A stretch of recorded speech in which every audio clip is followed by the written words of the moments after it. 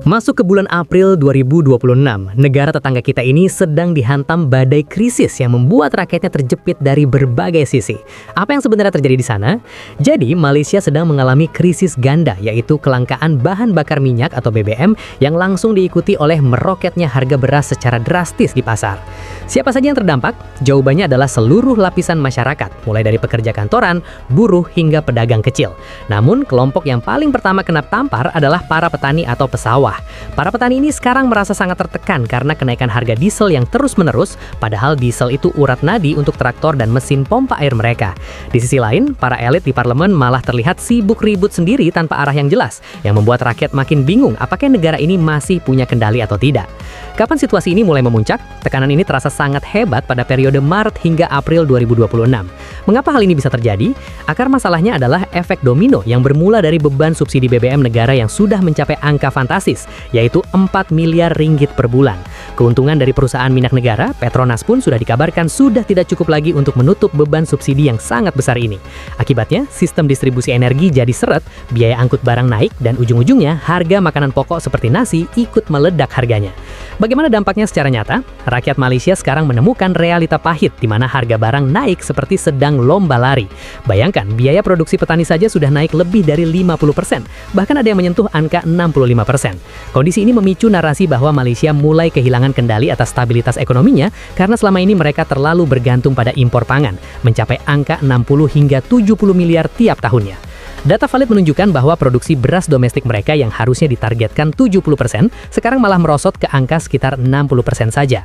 Ketidaksiapan sistem inilah yang membuat Malaysia terperangkap dalam krisis sistemik yang sangat kompleks. Situasi di pasar dan di sawah sudah menunjukkan bahwa ini bukan sekadar angka di atas kertas, melainkan ancaman nyata bagi masa depan negara tersebut. Kekacauan ini tidak berhenti pada masalah perut saja. Setelah kita melihat bagaimana harga beras dan perut rakyat mulai terancam, ada satu bom waktu lain yang jauh lebih mengerikan yang sebenarnya menjadi pemicu semua ini. Kita akan bedah lebih dalam mengenai apa yang disebut sebagai bom fiskal BBM dan bagaimana kebijakan subsidi yang tidak tepat sasaran justru mulai menghancurkan fondasi ekonomi Malaysia dari dalam. Dengerin ini guys, apa sih yang sebenarnya jadi pemicu utama kekacauan di Malaysia sekarang? Ternyata, akar masalahnya ada pada sesuatu yang disebut sebagai bom fiskal yang sedang berdetik kencang. Krisis ini bukan cuma soal harga bensin yang naik di pom bensin biasa, tapi soal beban negara yang sudah di luar batas kemampuan. Bayangkan saja, data valid menunjukkan bahwa beban subsidi minyak negara Malaysia sudah mencapai angka yang sangat fantastis, yaitu 4 miliar ringgit sebulan. Angka ini sangat besar, sampai-sampai keuntungan dari Petronas pun tidak lagi cukup untuk menutupi beban subsidi tersebut. Siapa yang paling merasakan dampak ini? Tentu saja pemerintah dan seluruh rakyat, terutama mereka yang bergantung pada distribusi barang. Pemerintah Kerajaan Madani yang sudah memerintah lebih dari 3 tahun, kini berada dalam posisi sulit karena harus segera membuat pelan rasionalisasi subsidi yang jelas. Jika penggunaan hasil minyak terus dipaksakan untuk subsidi tanpa perhitungan yang tepat, pelaburan atau investasi masa depan negara akan sangat terjejas. Kapan ini terjadi? Situasi ini menjadi sangat genting di tahun 2026, di mana harga minyak dunia yang melambung tinggi mulai memicu efek domino pada harga barang-barang lainnya. Mengapa hal ini disebut sebagai pemicu utama? Karena BBM adalah urat nadi ekonomi. Di Malaysia, diesel bukan hanya untuk kendaraan pribadi, tapi menjadi komponen vital dalam rantai produksi pangan. Ketika harga diesel naik secara berkelanjutan, biaya atau kos penanaman padi pun ikut meroket secara signifikan. Hal inilah yang membuat kondisi ekonomi menjadi tidak stabil dan mengancam kelangsungan pengeluaran makanan domestik. Tanpa pasokan diesel yang stabil dan terjangkau, seluruh sistem ekonomi dari hulu ke hilir akan mulai megap-megap. Bagaimana proses ledakan krisis ini terjadi? Semuanya dimulai dari kelangkaan BBM yang awalnya terlihat sepele, namun ternyata berdampak sistemik. Kelangkaan dan kenaikan harga diesel ini memaksa biaya operasional di semua sektor naik, mulai dari mesin pompa air di sawah hingga truk pengiriman barang dapur. Inilah yang kemudian memicu kenaikan harga-harga barang secara massal di market Malaysia. Pemerintah sendiri sudah memperingatkan bahwa jika langkah tegas tidak segera diambil, bom fiskal ini akan benar-benar meledak dan menghancurkan stabilitas negara.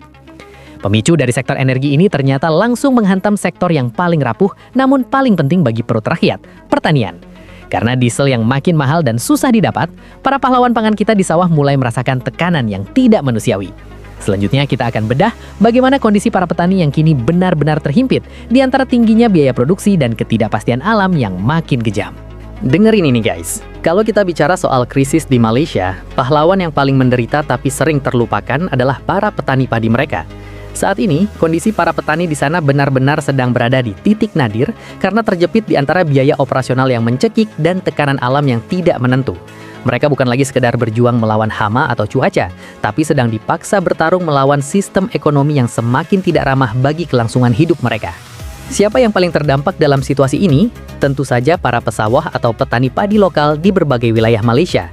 Mereka adalah pihak pertama yang merasakan hantaman keras dari kebijakan ekonomi dan fluktuasi harga global. Apa yang sebenarnya terjadi pada mereka? Para petani ini mengalami lonjakan biaya produksi yang sangat tidak masuk akal. Data valid menunjukkan bahwa biaya untuk pupuk dan proses panen saja sudah naik lebih dari 50%.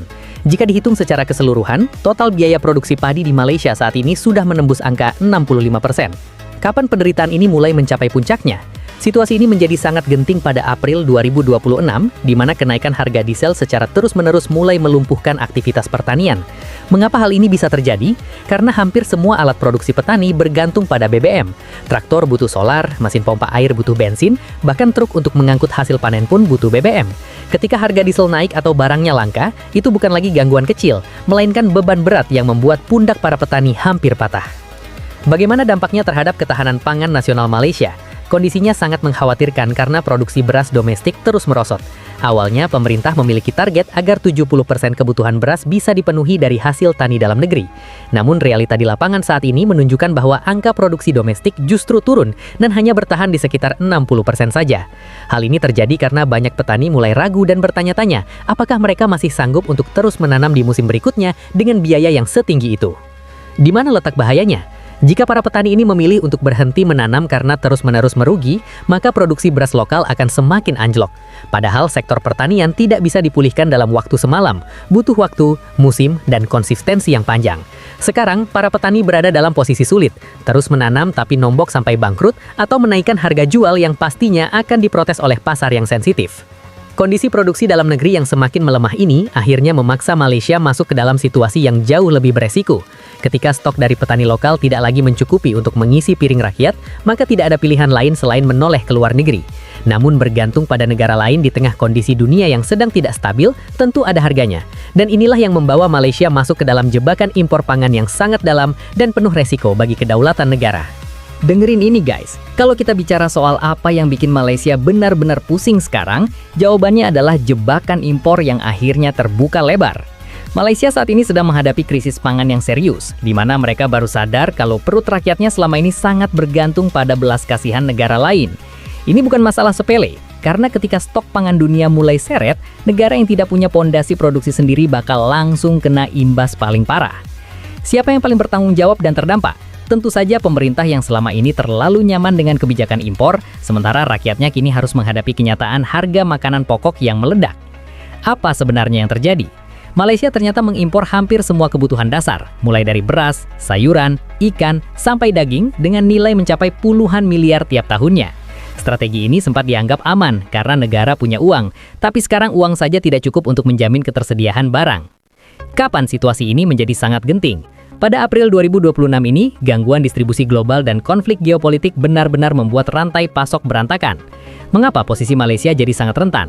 Karena negara-negara eksportir atau produsen pangan sekarang mulai egois. Mereka lebih memilih menjaga stok dalam negeri mereka sendiri daripada menjualnya keluar, sehingga Malaysia terpaksa bersaing ketat dan membayar lebih mahal demi mendapatkan sisa pasokan di pasar internasional.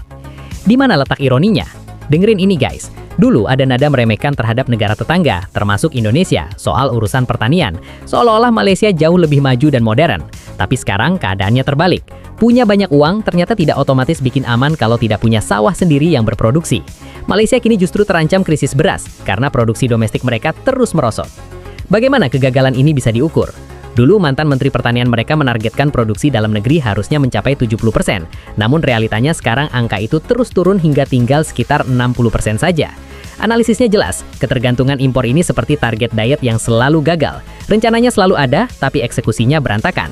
Selama dunia tenang, semua terlihat lancar. Tapi begitu ada badai global, Malaysia langsung kelabakan karena fondasi produksinya rapuh. Krisis pangan dan ketergantungan impor yang memalukan ini seharusnya menjadi fokus utama yang segera diselesaikan. Tapi bukannya duduk bersama mencari solusi nyata, apa yang terjadi di pusat kekuasaan justru bikin geleng-geleng kepala.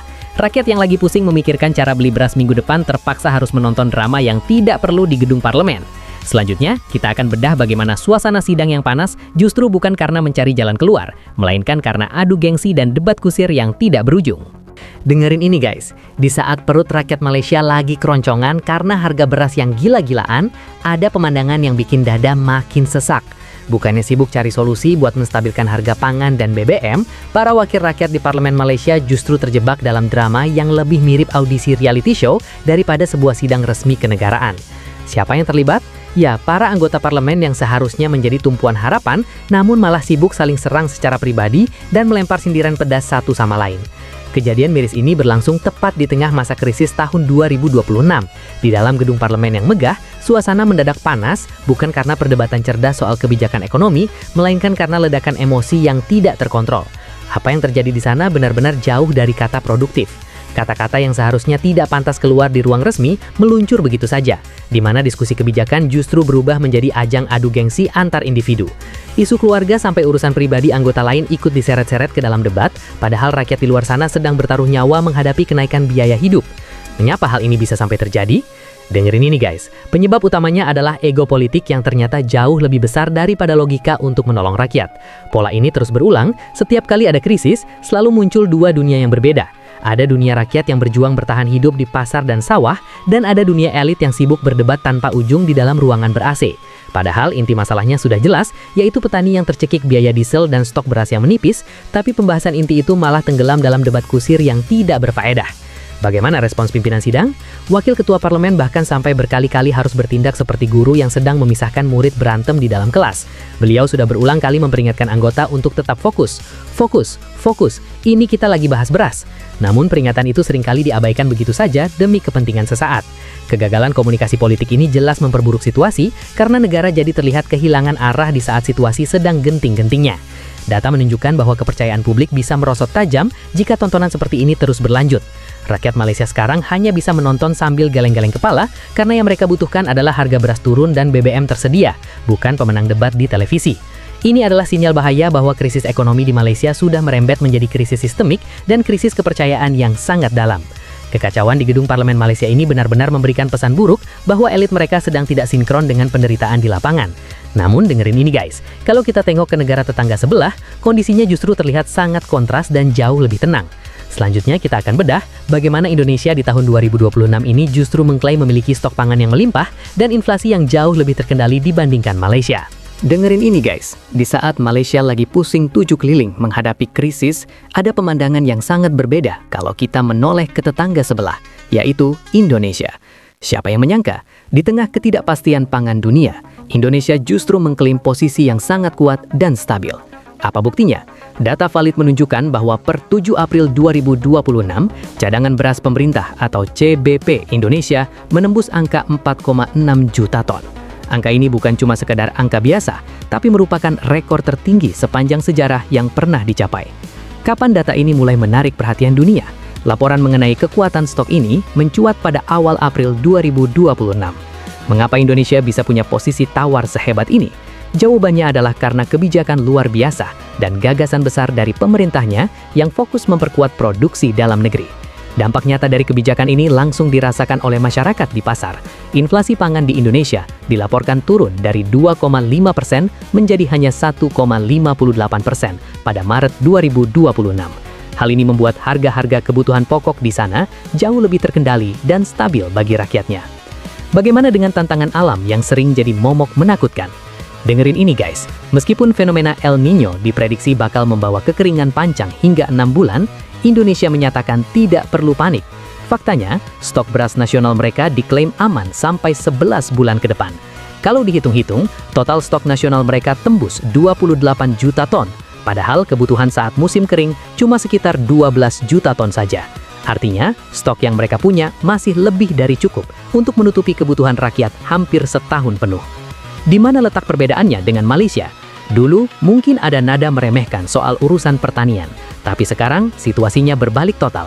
Indonesia kini punya keunggulan dalam produksi pangan yang relatif lebih kuat, terutama beras. Bahkan sekarang muncul narasi bahwa Malaysia mungkin butuh bantuan atau pasokan dari Indonesia untuk menutupi kekurangan di dalam negerinya. Kontras banget kan? Ini menunjukkan kalau krisis sebenarnya bisa dihindari kalau sebuah negara punya fondasi produksi sendiri yang kuat dan gak cuma bergantung sama barang impor. Keberhasilan Indonesia dalam menjaga stok pangannya seolah menjadi cermin bagi kegagalan strategi pangan Malaysia di tahun 2026. Dengerin ini guys, angka-angka sukses di Indonesia ini membuktikan bahwa kebijakan produksi domestik yang tepat adalah kunci keamanan negara. Namun bagi Malaysia, masalahnya sekarang bukan cuma soal perut yang kosong atau harga beras yang mahal. Ada ancaman yang jauh lebih besar dan berbahaya yang sedang mengintai di depan mata. Selanjutnya, kita akan masuk ke babak akhir yang menjadi peringatan keras. Apakah ini hanya krisis ekonomi sementara atau justru awal dari hancurnya kepercayaan rakyat pada seluruh sistem yang ada? Dengerin ini guys, kita sudah sampai di bagian akhir dari rangkaian kekacauan ini. Dan jujur saja, ini adalah bagian yang paling mendebarkan sekaligus menjadi peringatan keras bagi kita semua. Apa yang sebenarnya sedang terjadi di puncak krisis Malaysia tahun 2026 ini?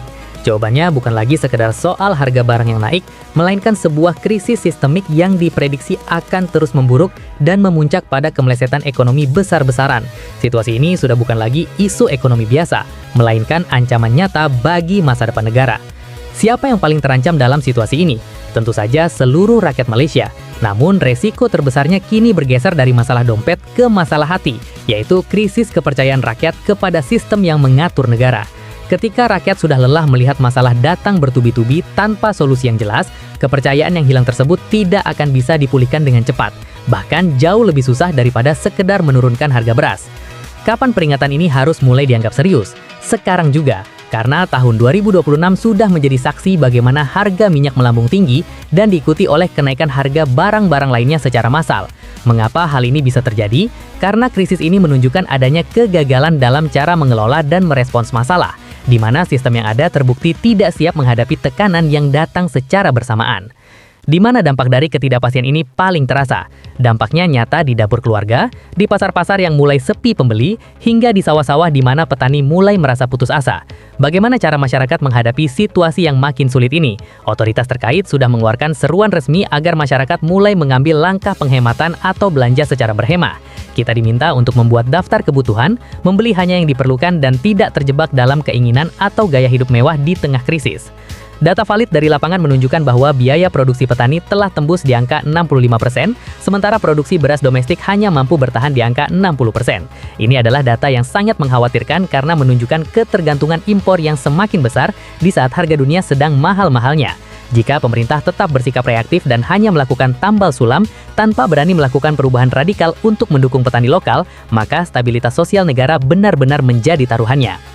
Dengerin ini guys, krisis ekonomi Malaysia tahun 2026 ini adalah sebuah warning keras yang suaranya semakin hari semakin kencang.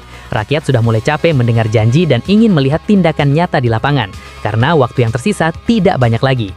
Pembahasan mengenai krisis kepercayaan dan kegagalan sistem ini sebenarnya hanyalah pintu masuk untuk memahami betapa pentingnya sebuah negara memiliki kemandirian pangan dan energi yang kokoh, agar di masa depan kita tidak perlu lagi berdiri di persimpangan jalan yang penuh dengan ketidakpastian seperti ini.